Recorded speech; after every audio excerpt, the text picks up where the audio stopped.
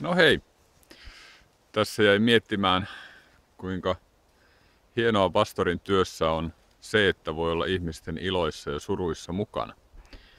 Tuossa sain jälleen kutsun lapsen siunaushetkeen ja tuli mieleen elämän arvo.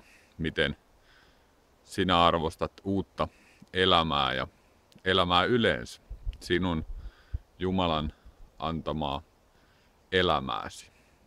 No, suuri ajattelija Nalle Puh sanoi kerran Nasulle, katso uudet jalanjäljet.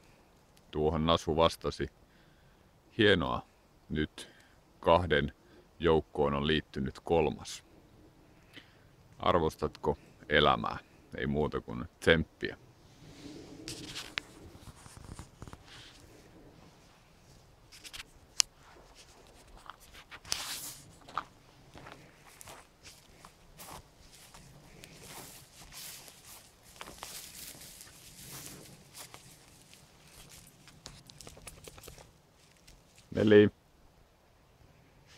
Veli.